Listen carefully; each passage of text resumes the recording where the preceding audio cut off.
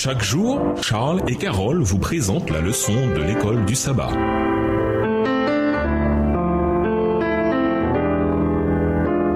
Notre émission, Dieu nous parle. Nous voilà à la leçon de jeudi, le serpent. La question de l'adoration est un sujet clé dans le livre de l'Apocalypse. Le responsable et complice des faux systèmes d'adoration est identifié comme le dragon, Apocalypse 13 et versets 2 à 4. Et ce n'est pas un hasard si ce chérubin déchu est décrit comme un reptile. Cette description renvoie clairement au jardin d'Éden où un serpent a pénétré dans le paradis et persuadé Adam et Ève de le suivre dans sa rébellion contre le Créateur. Comparons Genèse 3 et versets 1 à 5 et Apocalypse 12 et versets 1 à 9. Quels sont les thèmes communs à chaque récit? En quoi les détails de la présentation du serpent dans Genèse nous aident-ils à comprendre certains des enjeux qui avaient précédemment conduit à la guerre au ciel mentionnée dans Apocalypse? Genèse 3, les versets 1 à 5. Le serpent était le plus rusé de tous les animaux des champs que l'Éternel avait fait. Il dit à la femme, « Dieu a-t-il réellement dit, vous ne mangerez pas de tous les arbres du jardin ?» La femme répondit au serpent, « Nous mangeons du fruit des arbres du jardin, mais quant au fruit de l'arbre qui est au milieu du jardin, Dieu a dit, vous n'en mangerez point, et vous n'y toucherez point, de peur que vous ne mouriez. Alors le serpent dit à la femme, vous ne mourrez point. Mais Dieu sait que le jour où vous en mangerez, vos yeux s'ouvriront, et que vous serez comme des dieux, connaissant le bien et le mal. » Apocalypse 12, versets 1 à 9. Un grand signe parut dans le ciel, une femme enveloppée du soleil, la lune sous ses pieds et une couronne de 12 étoiles sur sa tête. Elle était enceinte et elle criait, étant en travail et dans les douleurs de l'enfantement. Un autre signe parut encore dans le ciel, et voici c'était un grand dragon rouge, ayant 7 têtes et 10 cornes, et sur cette tête 7 diadèmes. Sa queue entraînait le tiers des étoiles du ciel, et les jetait sur la terre. Le dragon se tint devant la femme qui allait enfanter, afin de dévorer son enfant, lorsqu'elle aurait enfanté. Elle enfanta un fils qui doit paître toutes les nations avec une verge de fer, et son enfant fut enlevé vers Dieu et vers son trône. Verset 6. Et la femme s'enfuit dans le désert où elle avait un lieu préparé par Dieu, afin qu'elle y fût nourrie pendant 1260 jours. Et il y eut guerre dans le ciel. Michel et ses anges combattirent contre le dragon, et le dragon et ses anges combattirent. Mais ils ne furent pas les plus forts, et leur place ne fut plus trouvée dans le ciel. Et il fut précipité le grand dragon, le serpent ancien, appelé le diable et Satan, celui qui séduit toute la terre. Il fut précipité sur la terre, et ses anges furent précipités avec lui. On trouve dans la Bible 2 récits où Satan égare le monde entier. Dans Genèse, un moment où ses seuls habitants étaient au nombre de 2, puis dans le récit d'Apocalypse 12 et 13, où Satan est identifié comme celui qui égare toute la terre habitée, Apocalypse 12, verset 9, et comme celui qui donne son pouvoir à la bête marine afin que le monde entier s'émerveille et la suive, Apocalypse 13, versets 2 et 3. L'un des thèmes qui apparaissent dans les prophéties bibliques, c'est la nature immuable du grand conflit. Le caractère de Dieu et sa parole ne changent pas, mais les ambitions du diable non plus. Heureusement, comme la nature du grand conflit ne change pas, et puisque nous avons des points de repère clairs dans les écrits prophétiques,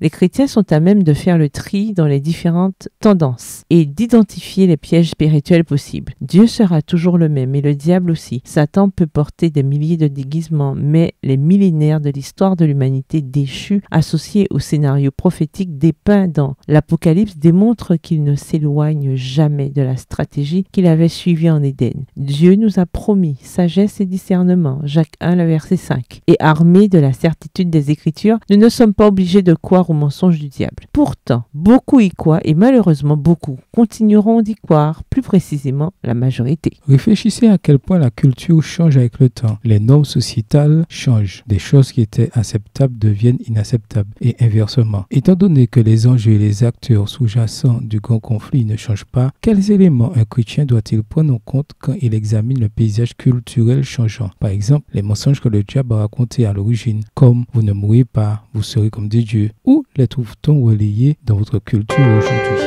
Au revoir et à demain si Dieu veut. Dieu nous parle. Chaque jour, Charles et Carole vous présentent la leçon de l'école du sabbat.